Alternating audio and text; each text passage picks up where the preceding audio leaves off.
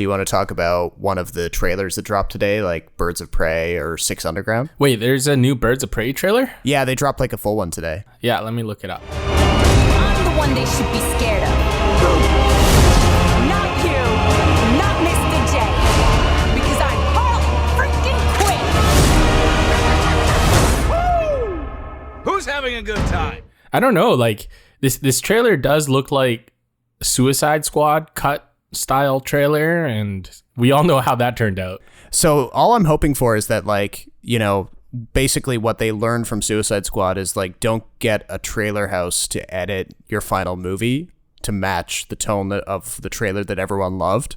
So I can only hope that, like, they're exerting a little bit more, I don't know, authorial intent over the whole thing, because apparently, like, you know, on Suicide Squad, David Ayer had a cut ready, and then WB was like, no, we're going to get the same people who cut the trailer to take a look at it. And, you know, I'm sure that was one of only many reasons why Suicide Squad kind of fell apart. But I was just about to say, yeah, it's not the only reason. There are a lot of other things wrong with the film. But the editing of that movie was atrocious. One of the worst, some of the worst I've seen in a big budget movie in a long time. And worse than Bohemian Rhapsody. Yeah, it's kind of on that level, actually. I mean, there's a great video essay by a guy, he goes by the handle Folding Ideas. I think he's Canadian, actually. And he did a really long, like, I think it was like a half-hour breakdown of all of the editing mistakes in Suicide Squad. Right. It's very, like, if for people who are into the really deep dives on movies, it's pretty valuable. But yeah, like, I'm rooting for the movie, though, for this Birds of Prey thing, because, you know, if they can succeed with Joker, if they can kind of embrace this different strategy from Marvel, where Marvel's going for like the everything is unified kind of approach, and DC is kind of going for, oh, we'll do like one-offs here and there. We'll do a one-off Batman, or we'll do a one-off Joker movie, or, you know, kind of testing things out and being a bit more flexible with things. You know, I think that's a strategy that can be just as valuable as this big like meta universe kind of thing. Yeah, I mean, as always, it comes down to execution. So, I mean, you could have a ton of great ideas, but if you can't execute it, then what's the point? Yeah, and I think what was happening with Suicide Squad was, at that time, WB and DC were still trying to ape the Marvel thing. They were trying to build up they were kind of trying to shortcut to the super unified universe that Marvel already had. Right. Without like someone at the top calling all the shots, though. Yeah, and without taking the time to do the individual solo movies first, to kind of build a connection to characters before you bring them all together in a team-up movie. Right. And I think that's like, if you're going to do it that way, you better be organic and patient about it, rather than just being like, all right, we're going to have a bunch of like trailer style intros in the beginning of Suicide Squad and give you these like case files on every character, and then we're going to reintroduce them all over again when they actually go off and do their mission. It was, pretty bad. So yeah, curious to see what comes out of Birds of Prey. But we've got a pretty big show ahead of us, so why don't we dive on in?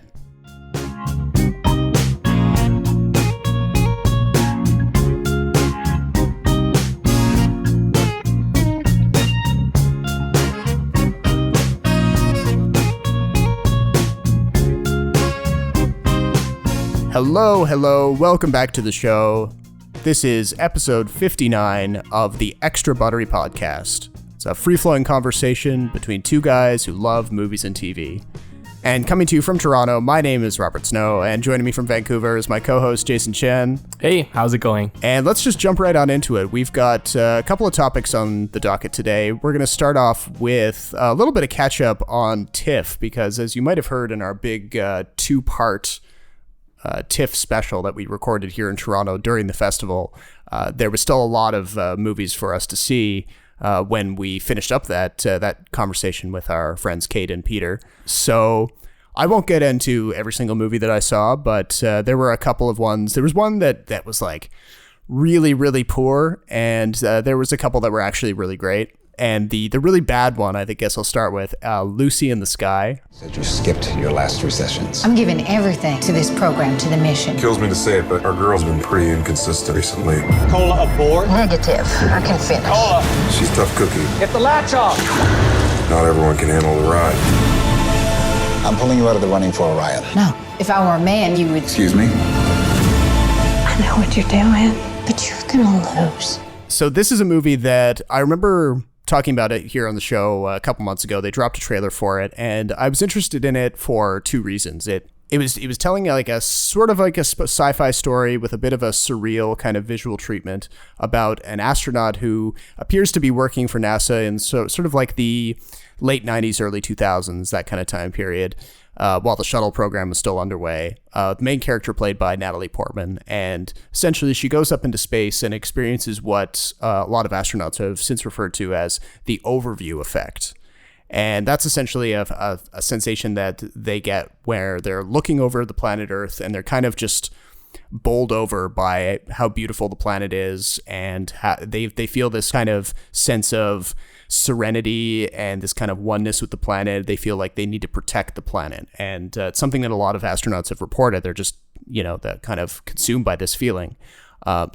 This movie, kind of taking its inspiration from a real life story that actually happened back in 2007, and then kind of combining it with this idea of the overview effect, it tries to tell the story of an astronaut who becomes so in love with being in space that she kind of disconnects from real life and isn't able to find the kind of fulfillment on Earth that she does in space. And this kind of leads her to fall into a pattern of like self-destructive behavior. She has an affair with another astronaut, despite the fact that she has a very loving relationship with her husband. She is unable to kind of perform at work. She gets too obsessed with tasks. She doesn't observe like safety protocols, things like that. And it just kind of deteriorates from there. And all of these things are like, they make for a really cool concept, but the way the movie puts them together is just one of the most boring, disengaging experiences I had at the whole festival. Disengaging? You're sitting there and you're being presented with like cool visuals, like kind of kaleidoscopic sequences or non-traditional editing that kind of like, it's clearly been put in there for a reason, but you're just not connecting with the character. It's actually all these visual tricks and things are just distracting you from forming a connection with the character.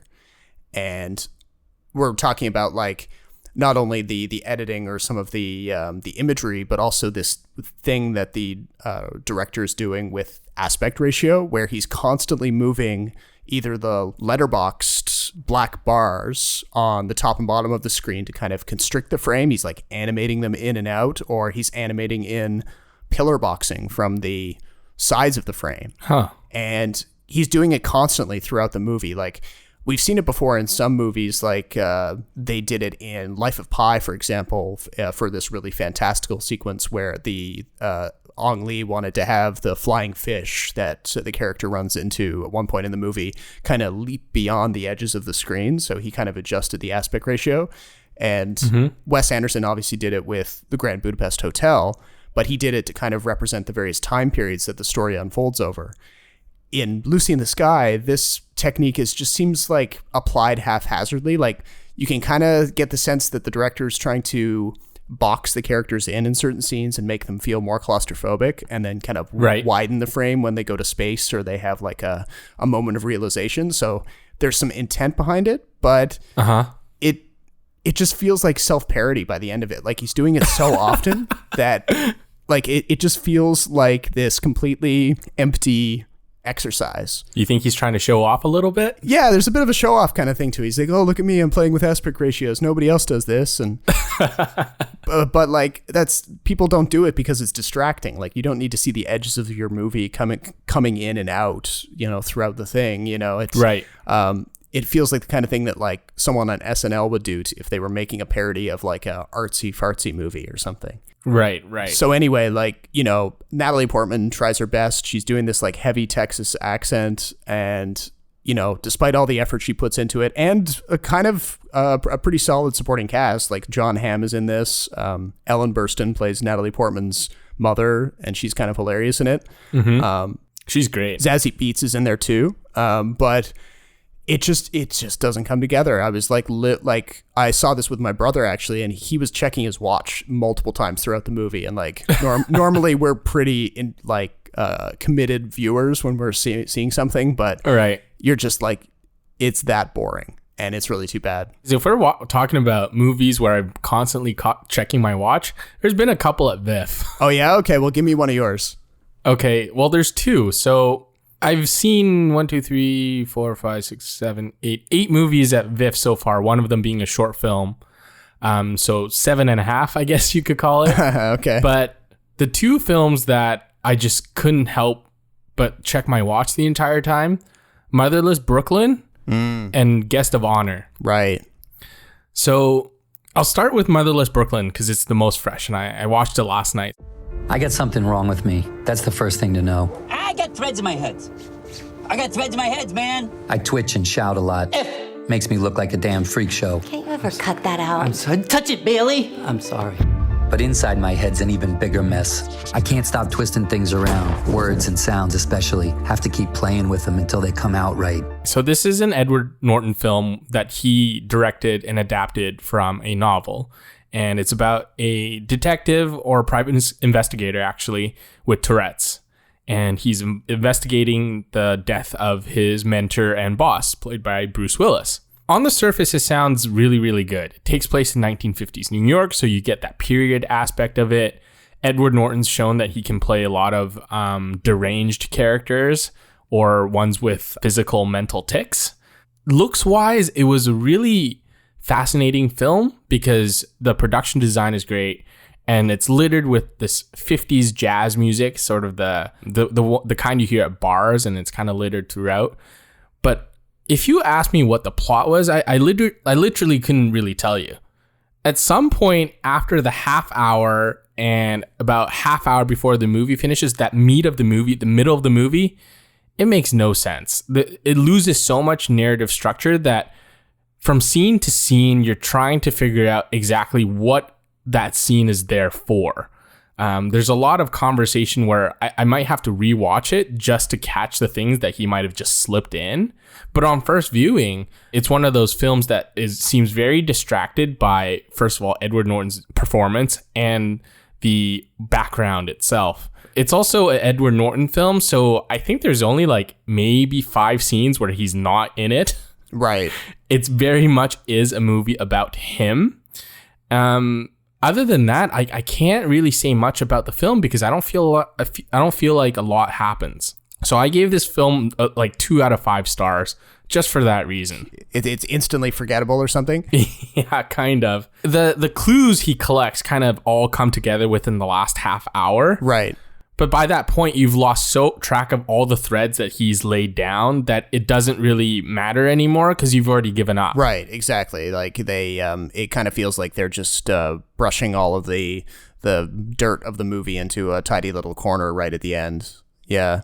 Well, I remember watching the trailer for it. I think because I'm pretty sure it played at Telluride or somewhere before it came to TIFF as well. Yes. And the trailer for it it feels like such a cringy awards bait kind of trailer where you've got this like yeah. A-list actor or like is there Edward Norton still on the A-list? I don't know, but I think so. You've got this like star actor who's also writing and directing it, who's doing this very out of character, at least for our image of the artist, a very out of character type of performance where it's like he's got this disability, this speech impediment that's causing him to like stutter and spit out various phrases like at random. And I mean, to me, like I know it was completely made with like good intentions, but the trailer struck me as like the kind of thing, almost like Lucy in the Sky, actually, where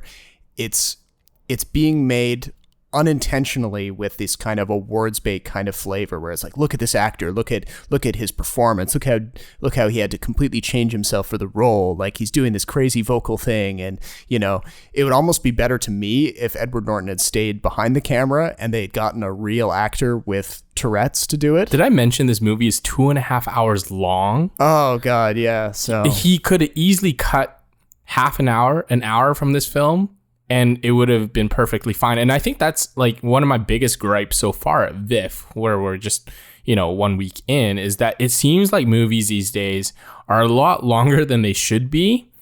And the way he did Tourette's, and I'm not saying like I'm like a medical expert or anything like that, but it seems like he uses it a lot to just comedic effect. The thing with film festival crowds is that a lot of people are just, for lack of a better phrase, more sensitive. So every time he says something or does this sort of like physical nervous tick, people start laughing and giggling and they think it's amusing and funny. Yeah. But about an hour into it, you realize that Edward Norton's just doing this for laughs. Like I never felt like it was a very key component of his character.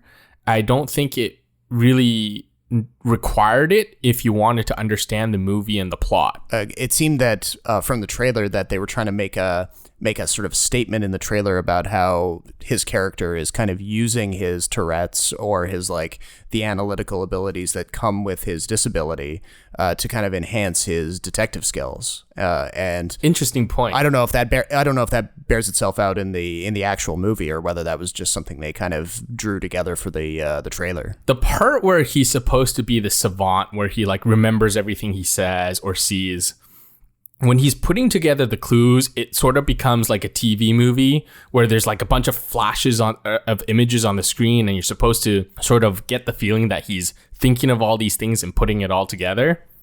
Except that it's very convenient. He doesn't necessarily do it throughout the film. He does it when the film needs to move to the next plot point. Was there another movie at VIFF that was also kind of a bit of a bore to sit through? Yeah. Actually, come to think of it, there's one more that I think we can both agree is not good, and another one I think we might have some debate on. So the other one I didn't like was Guest of Honor. Okay, so now that's for the safety of your workers, not to mention the customers. ¿Cuál es el problema con este tipo? No es como que la gente entre hasta aquí adentro. Yes, I'm perfectly aware of that, but everything made in here goes out there, and that's who I'm here to protect. So this is prominent Canadian filmmaker Adam Egoyan's new film, and it stars David Thewlis as this food inspector in Toronto who is trying to reconnect with his estranged daughter. And this movie, told through flashbacks, within flashbacks, and more flashbacks, is about this daughter making funeral arrangements for David Thewlis, who has passed. And she's talking to Father Greg, played by Luke Wilson, about their relationship and what had happened over the years. I'm not sure exactly what the pull is for this film, but this film got a pretty warm welcome. And I think, honestly, mostly because Adam Egoyan is from BC, and he was in the audience as well, so he was warmly received. I think as Canadians, we're just too polite to say bad things. But Guest of Honor is this really convoluted movie about characters whose motivations are never clear. The narrative structure is all over the place. It uses a bunch of cliche characters and plot points. When the lights finally go up, you're just thankful it's over. You're thankful that you didn't need to see David Thewlis' daughter. The daughter is played by Leisla de Oliveira, but she's kind of like the character who's steely-eyed with this really tough resolve and exterior.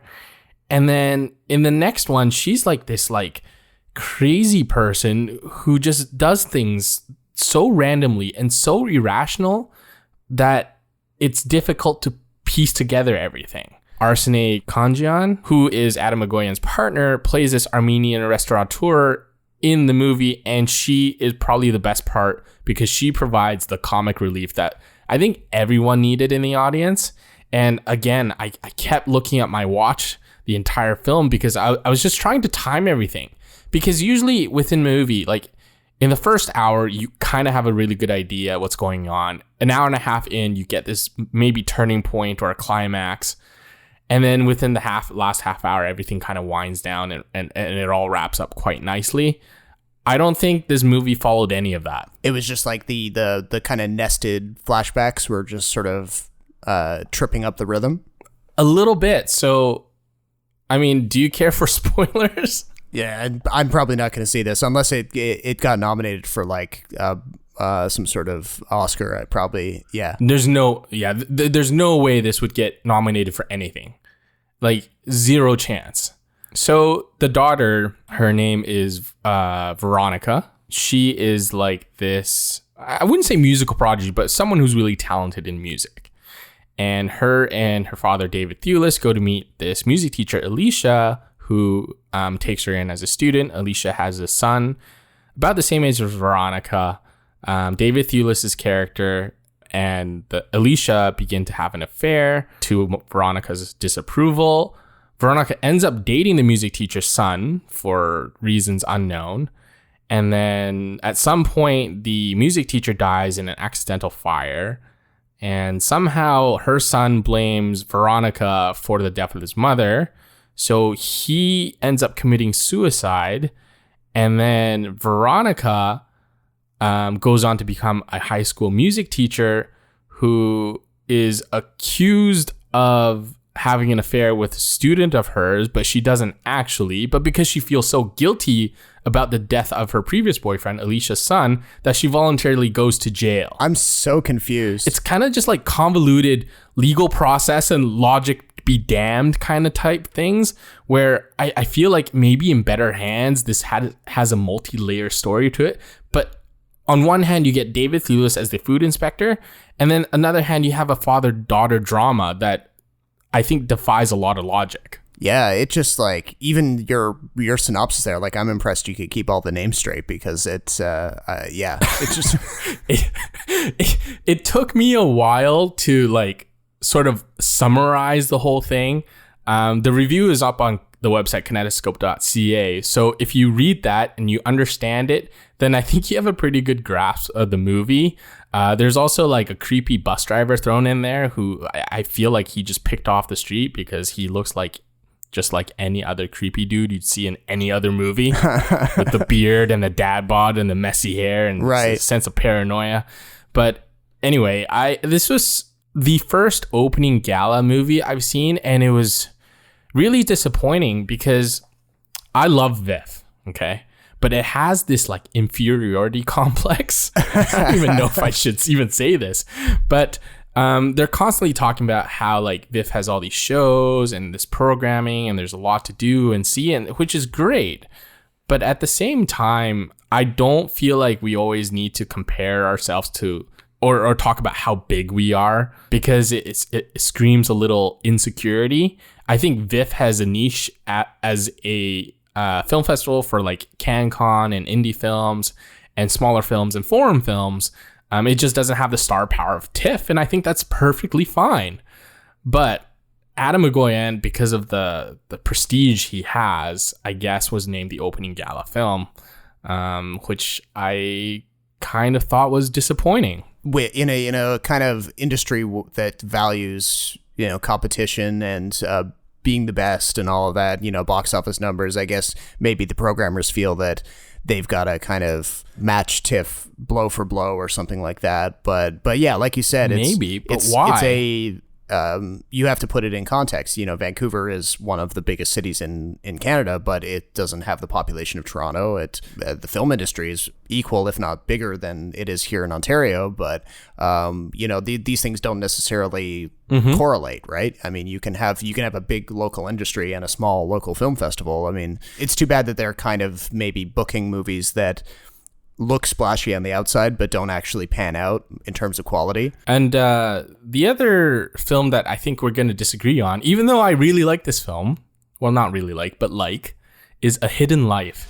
Remember the day when we first met?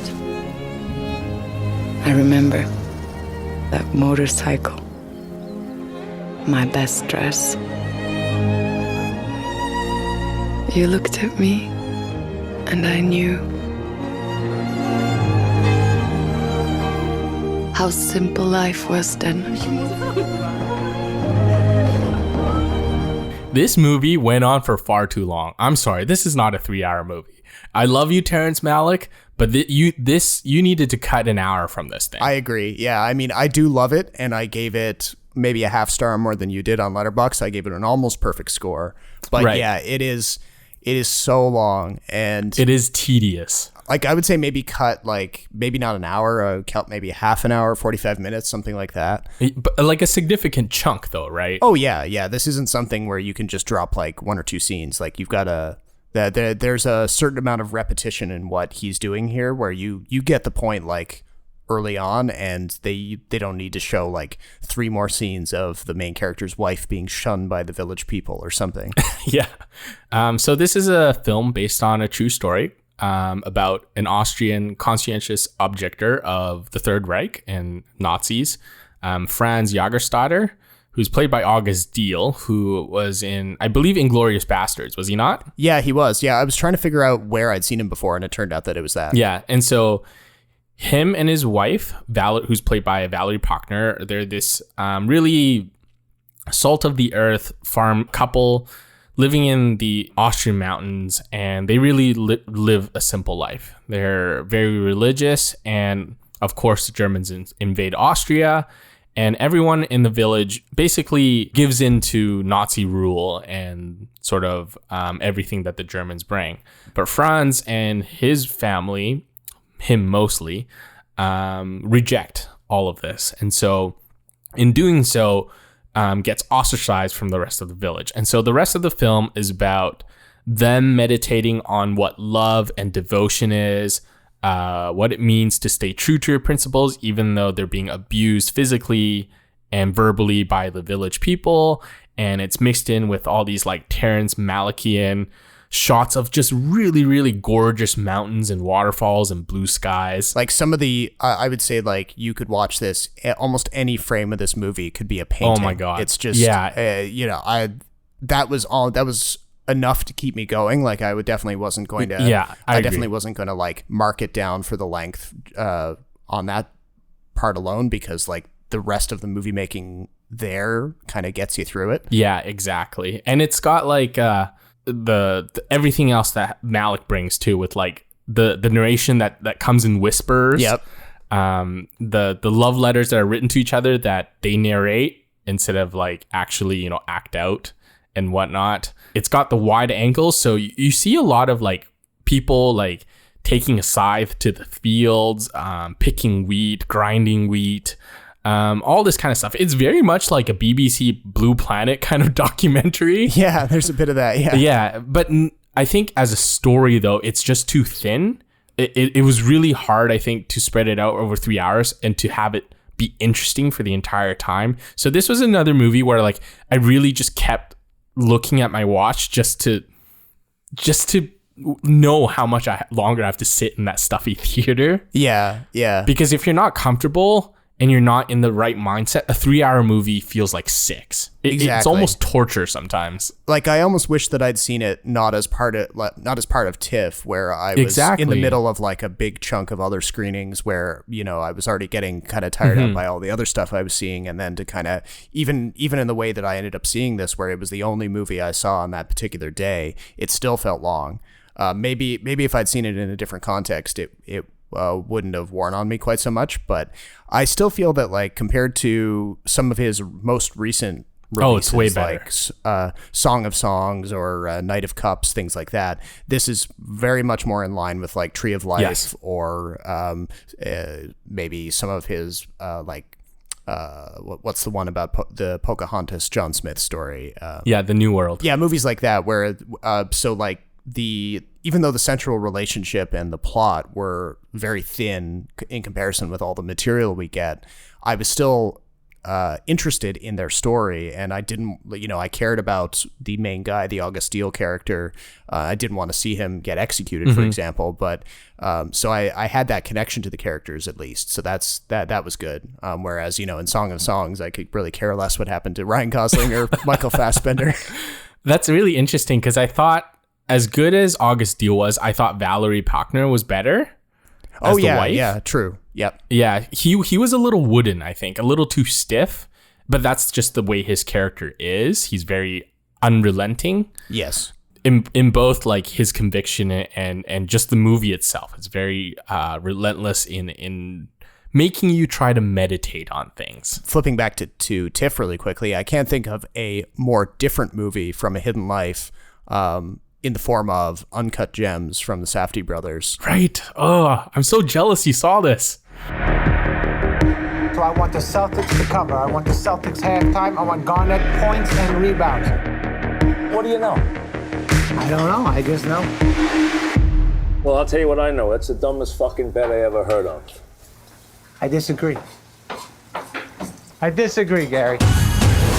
So I remember you being like skeptical when I first started describing this like a few months ago, and even like when we were around the table for the TIFF special in the last couple of episodes, I could tell that I wasn't really selling this movie very well. But apparently, apparently all it would take is to tell you that what's this guy's name? This basketball player? Oh my God, Kevin Garnett. Okay, so I am the last person to ask about any professional sports. So I didn't even know there was a basketball element to this movie going into it. I was sold purely on the concept of the Safdie brothers do a diamond heist type of movie with Adam Sandler. Like, that was enough for me.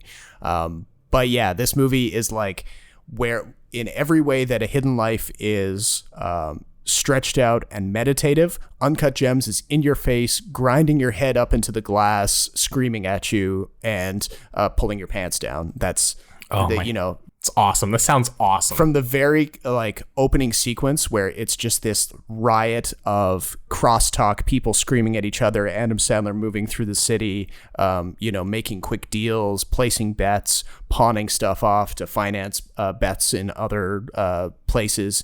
It's just like a million signals a minute coming into your brain. And somehow the Safdie brothers, despite being like fairly young guys who are, compared to some of the giants in the movie making industry, they have like comparatively few movies to their name. They keep a handle on everything, and they make sure that you're not lost in this kind of insane chaos. And yeah, they pull interesting stunts, like they bring on Kevin Garnett to play himself or a version of himself in this movie and turn him into this kind of like, I don't know anything about the guy, but the version of him that they present in this movie is a guy who's obsessed with superstition, and he becomes fixated on this rare black opal, this uncut black opal that Adam Sandler's character sources from a mine in Ethiopia. And Kevin Garnett becomes obsessed with having this black opal. And when Adam Sandler's character shows it to him to kind of be like, hey man, look at this cool thing, I'm going to put it on auction, it's going to solve all my money problems, Kevin Garnett has to have it. And when Adam Sandler's character, Howard Ratner, won't sell it to him, Kevin Garnett insists on taking it back with him and gives Howard, Adam Sandler's character, his championship ring as like a security. And this sets off this whole chain of events where like, because Howard Ratner has all these people coming after him for money, he actually pawns Kevin Garnett's ring in order to finance a bet. And then that bet leads into him getting like beat up by gangsters and, left naked in the trunk of his car at his daughter's school recital. It's just like, it's one insane thing after the other. And I can't recommend this highly enough. I don't know what kind of impact it's going to have when it comes out in December, if it's going to find an audience and kind of, I hope it does, spread through word of mouth, or if it'll kind of be too wild and crazy to grab mainstream attention. I really don't know. I think there's a bit of mainstream pushback against Adam Sandler as well. True. But now that you've talked about Kevin Garnett's championship ring, for all you sports nerds out there, I guess this movie wouldn't have happened had he not been traded to the Boston Celtics. So thank you, Danny Ainge, maybe. Okay. But how is he as an actor, though? Because anytime you introduce like a sports star into a movie like this, it can be hit or miss. Yeah. I was... he didn't seem like he was trying too hard to act. I think they kept right. the version of himself close enough to his real personality to kind of so that he didn't feel fake in any kind of way. Was he like really intense? He wasn't intense. He just, he felt like what you'd imagine. Even someone like myself who had no idea who he was, he felt like what you'd expect from like a top flight NBA player who became obsessed with this like item and thought that it would help him with his game. Okay. And what he wanted, what Kevin Garnett's character or version of himself wanted, seemed plausible. Right. And you could understand his part in the story. So I think that was probably the most important thing that he could do, that Garnett could do in that role. Mm-hmm. So that he didn't feel like he was in a late night sketch. He felt like he was part of the movie. Right. Okay. So that was good. And then like there's so many little other details in this. Like Judd Hirsch pops up as this a Jewish elder that Howard Ratner has to go to. You've got a few actors in there who were literally cast. This is their first role ever, but they feel like they've been making movies their whole lives. This gal who plays Adam Sandler's mistress, the actress's name is Julia Fox. Like, I swore that I'd seen her in like 5 movies before, but it turns out it was her first ever role. Wow. Yeah, things like that. It's just like, I think the Safdie brothers, one of their things is they're really good about when they see somebody in real life that they think could be in a movie, they kind of walk right up to them and they're like, hey, we're working on a project. Do you want to be in it?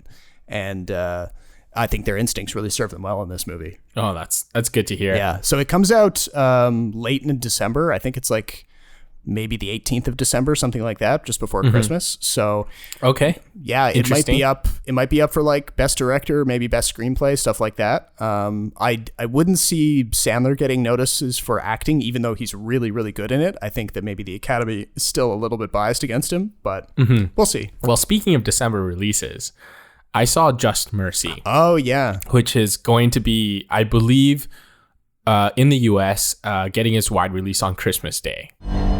The first time I visited Death Row, I wasn't expecting to meet somebody the same age as me. From a neighborhood just like ours. Could have been me, Mama. But what you're doing is gonna make a lot of people upset. You always taught me to fight for the people who need the help the most.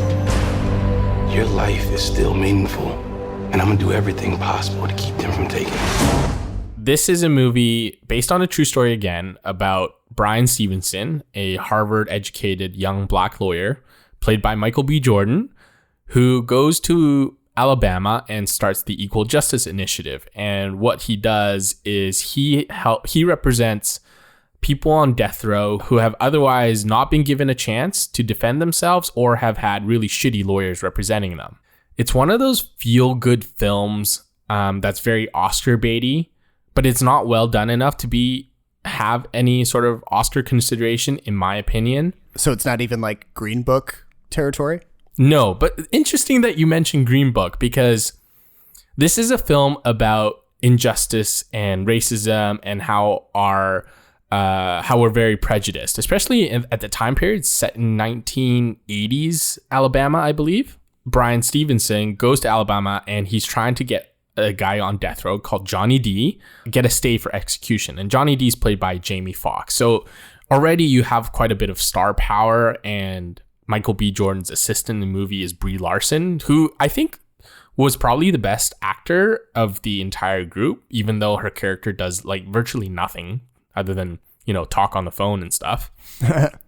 But this is the type of film where like inevitably something racist happens in the film, right? Like a prison guard does something that's demeaning to Brian, or, a police pulls over a black guy in a car for no reason at all. And then you get a bunch of middle-aged people in the audience going, tisk, tisk, ooh, that's so bad. Ooh, look how evil they are. Right. And it's one of those films where if you don't like it, the people who, when the lights come up, the people who, you automatically immediately say, oh my God, that was such a great film, blah, blah, blah. To me, probably the people who don't see the problem themselves. The director, who has worked with Brie Larson a bunch of times, by the way, and is directing the new Shang-Chi, Legend of the Ten Rings movie. So maybe we'll see Captain Marvel in there. But that aside, he really goes all in on like how unfair our justice system is. And there's an epilogue talking about like incarceration rates and the wrongfully convicted and whatnot. And these are the type of films where they're meant to make you feel good. But then if you think about it some more, all of these problems are started by us.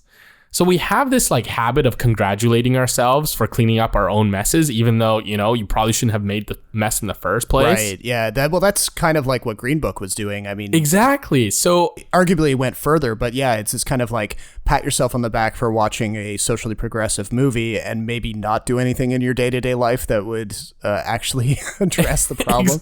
Exactly. So Just Mercy doesn't go that far, but then I feel like it almost should be. If you're going to make a movie like that, why not? if you're going to have a message like that, why just dip your toe in it? Yeah. At the end of the day, you get this like really PG-13 movie where a couple F-bombs and M-bombs are dropped, but altogether, I think really doesn't have that dramatic element to it, like something like The Hurricane would. Right. It's very flat. It's 2.5 hours. I believe it's 2.5 hours long. It's way too long for what it is because so little happens. The legal process is completely glossed over, and you have a bunch of cliche characters like the prejudiced police chief, the district attorney who's a dummy, the white prison guard who has a change of heart. Like it hits all the notes you'd want in a cliched legal drama, but of all the cliched legal dramas out there, this is not one of the better ones. That's too bad. I mean, I did really like Destin Daniel Cretton's movie with Brie Larson, Short Term 12. That was kind of sort of like their breakout in many ways. They've been working before that, but that was like the kind of like Sundance or South by Southwest darling that kind of launched their careers. And I'm curious to see what he does with all of the money and power of a Marvel movie. But yeah, I mean, if this movie is anything like what you're saying, I mean, I'm probably just going to give it a miss because I kind of have had my fill of those sorts of back padding kind of movies that, especially ones that kind of conclude with an epilogue that kind of offloads a whole bunch of facts in like a slowly scrolling text. Like, there was another movie at TIFF that I saw. I won't get into it too deep, but it's like a Steve Coogan comedy talking about both the refugees crisis of like refugees coming over to Greece from Syria, and also the garment industry and how sweatshops exploit all of these workers to making like fast fashion garments. Right. And it goes through all of like the movie and then has this big sequence right before the credits where it offloads all these facts. And I'm like, if you can't do it in the form of the drama that you've written with the characters and kind of working the message in, don't like offload it right before the credits. I mean, that, I feel like people are already like disengaging from the movie watching experience. They're about to get up and like go to the bathroom. I don't think that's the most expedient way of kind of putting your message in. Right. This is the type of movie that's going to get like, I think, good buzz just based on its subject matter. But this is, again, like I said, the type of film where people are almost too quick to praise because you almost don't want to be accused of disliking a film about triumph against injustice and prejudice because, you're afraid to be labeled as, whatever it is, Yeah, exactly. I want to also touch on 2 other films really quick. Oh, yeah. Okay. So the first film I actually saw at VIFF, and I can't say much about it because there's a review embargo until the end of the month, but it was The Lighthouse. This is the new Robert Eggers film. Oh, I'm so excited. Filmed in black and white, starring Robert Pattinson and Willem Dafoe, about 2 lighthouse keepers who are in this remote East Coast barren rock place, and I don't want to give too much away, but it is actually a work of art in terms of its aspect ratio. I believe it's 4:3, I think, something like that. It's almost square. Oh yeah, it's some sort of like Academy ratio. Yes, exactly. Filmed in black and white. Robert Pattinson is fantastic. Oh yes, he is so good in this film. Willem Dafoe is good as well, but Robert Pattinson knocks it out of the park. And it's this horror/thriller film that really just takes this idea and runs with it. Oh boy. And it's got a lot, like, if you know more about nautical stuff and the nautical life, I think this would speak to you more because there's images about like mermaids and sea monsters and whatnot. But this movie threw me for a loop. I think you would love this, Robert. I really think you'd love it. I'm so excited. And like, there was something going around on Twitter. This will be the last thing we say about it because we don't want to go too far, but there was this bit where someone referenced the moment in the recent trailer for this movie where Robert Pattinson and Willem Dafoe are going crazy and they're just going like, what, back and forth at each other. And then someone took that and then they included a clip of Quentin Tarantino. Like, that's my aesthetic. That's what I want to do. That is what I want to achieve.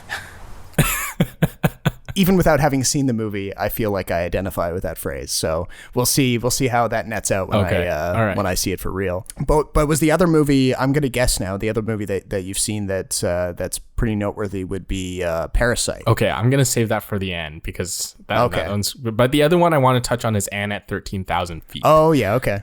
This is CanCon, small budget film, micro budget, $200,000 budget from what I've read, about a girl who's really struggling with day-to-day life, struggling with relationships with her family and her friends. And she's obviously in pain, and the only sort of escape she gets is skydiving. So hence the title, Anne at 13,000 Feet. 75 minutes, so really short, really to the point.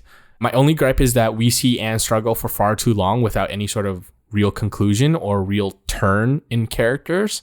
It's one of those films where it's really well acted by Dara Campbell, who plays Anne, and she's really got this look to her and her actions that are just so manic, and you totally believe in what she does. Filmed handheld camera up close, so you really get the claustrophobia. You really get the sense that she's really struggling and really trying to break out of this box. Really fine film. Just, I think, didn't have enough narrative action or drama in it to be really noteworthy. But if you ever have a chance and you got, 90 minutes to kill, I think this is a fine film to watch. Okay. But going back to what you just said, Parasite. So this is the new Korean movie from Bong Joon-ho, and it is fantastic. It is, without, actually having a list in front of me, the top 5 films in the year. And I think it'll stay there too. This is Korea's entry into the best foreign film category. And it stars, it stars 4 people, a mother and father and their 2 kids, and they're really poor. And somehow they sort of integrate themselves into this family who are really well off, really rich, and they sort of, talk about how gullible rich people are and how smart they are and the luxurious life they're living because they put on this show and they forge documents and they basically lie and cheat their way into where they are. And it starts off as a dark comedy, and then it devolves into thriller horror, sort of like the Korean sort of visceral, bloody murder story that we've gotten quite often. But it's so well done. It is a little long at, I believe, 2 something hours, but it is very, very good. And this is the one that actually won the Palme d'Or this year at Cannes, right? I believe so, yes. Yeah.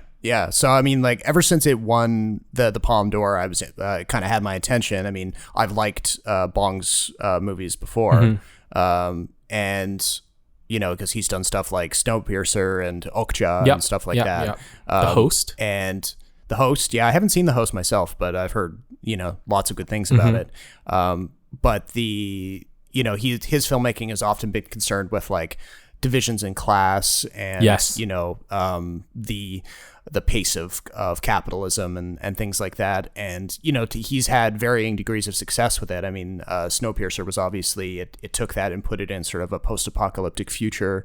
And it used the confined space of this futuristic train to its advantage in kind of depicting the literal class struggle up through the train cars. And then in Okja, it was more about like factory farms and consumerism and stuff like that.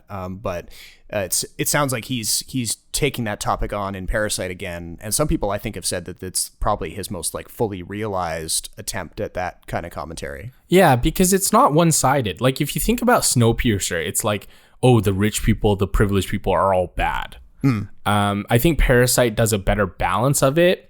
So the rich people may be stupid and gullible, but the poor people are also immoral, selfish, and scheming and all sorts of like aspects, I guess, of our society as well. Yeah, so they're not just like innocent, like they're definitely not innocent. Yeah, for sure. So the message isn't as heavy-handed. It's definitely there, but there's more I think to take away and to talk about and more to debate about rather than him presenting you this message and being like, hey, this is what I'm saying. and Right, you need to right. agree with me. That's pretty exciting. I mean, I know it's going to play here for sure in some way, at least before the end of the year. So I'll definitely be catching it. Yeah, please do, and then let me know what you think, because wow, it really threw me for a loop. I purposely went into this film not knowing anything. I only watched half the trailer and I was like, all right, I don't want to see any more, because I feel like with film festivals, part of the appeal is going to a film that you literally know very little about. Oh yeah. So that's what happened with me and at 13,000 Feet. I just heard that Dara Campbell's great and you should go see it. I watched it. I thought it was a fine film and I was pleasantly surprised. But yeah, I think Parasite definitely lives up to the buzz. Okay, cool. Well, I mean, and there's going to be more VIFF films to talk about in probably the next episode too. But maybe I'll close things out with another movie that I saw that also knocked my socks off. That is probably going to be on my top 5 or maybe top 3 list of the year, and that's AD ASTRA. Please begin your psychological evaluation. As best you can, please describe your current mental and emotional state. I'm feeling good, ready to do my job to the best of my abilities. I remain fully committed to the lawful completion of the mission. If necessary, I will destroy the project in its entirety. I'm interested. You were saying that you'd heard some like mixed things about this. Yes. I mean, it's sitting at about like 83% on Rotten Tomatoes for whoever cares about that kind of stuff. One of my favorite writers, David Ehrlich, who we talk about on the show a lot, he described it as like a masterpiece, which is high praise coming from him. He tends to be pretty stringent when it comes to handing out those kind of labels. Right. But there's other critics who have also chimed in and said this is one of the greatest works of the year. And I totally agree. I literally cannot stop thinking about this movie. I just wrote up a review, which will be up on the site by the time this episode is live. But this is a movie that it follows Brad Pitt, who plays an astronaut named Roy McBride. And Roy lives in a time maybe like 40 or 50 years from now, when there's been a huge investment in space travel. There's commercial space travel, but it's not some sort of like far-flung future where we've got giant cities built on planets all around the solar system. It's still a little bit tenuous that we've got a big moon base on the moon. We've got a smaller base on Mars, and then that's pretty much it. There's commercial freight vessels moving about in space, but it's not, some sort of like crazy civilization. And into this world, we get a story of Roy McBride finding out that his father, who he thought has been missing for 16 years, has actually been alive this whole time and survived an apparent mutiny aboard a scientific vessel all the way out by Neptune. And his father's disappearance has kind of caused Roy to slowly become very withdrawn, and he doesn't really, his personal relationships, especially the one he has with his partner, played by Liv Tyler, have kind of fallen apart, and he's thrown himself into his work. And he increasingly feels as though he's kind of repeating the mistakes of his father, who also threw himself into his work and distanced himself from Roy when Roy was a kid. And so the United States Space Command comes to Roy and they say, hey, you're one of our best astronauts. We're going to send you out to Mars on a secret mission so that you can communicate with your father over a secure communication system. And we're going to try to figure out what he's doing out there, because it looks like the experiment that he's working on is going awry and it's threatening life on Earth. So the plot is very bare bones in that way. It's literally just Brad Pitt's got to go and have a phone call with his dad. But by spreading it out over this 2 billion mile journey and all of the like dangers of space travel that kind of come along with that, even though we've the world that we're seeing is very well developed, the movie just feels so plausible and so lived in. And Brad Pitt is doing probably some of the best work of his entire career in this movie. The close-ups that the director James Gray and the cinematographer Hoyte van Hoytema, whose work you probably know from Christopher Nolan's recent movies, their camera goes in on Brad Pitt's face and you see all of these emotions playing out on his face, even though he's not making any huge performance choices. but you feel the like all of the buried emotions kind of running under the surface, and the detail that they put into the world of the movie is just so rich, but it doesn't get in the way of the characters. This is a world where like commercial space travel to the moon is a thing. You can fly commercial to the moon, and you can be offered a pillow and a blanket for $125 on your trip up there. And when you get there, there's corporate branded kiosks for DHL and Subway in the moon base, and families going there on vacations. But yet just outside the moon base, on like the barren plains, there's rogue mining companies and pirates who will like try to come and kidnap you or steal your moon rover if you get too close. But all of these things, they fill in the edges of the movie, but they don't take the focus away from that kind of father-son dynamic that's driving the drama. It's so good. And you'll see all the in the review. I kind of go into a bit more detail, but I can't recommend it highly enough. I hope this movie finds a bigger audience. Okay, all right. I'm gonna take your word for it because I'm skeptical still. All right. What did you hear about it that was kind of negative though? Oh, that it's just, I hate using this word, but pretentious.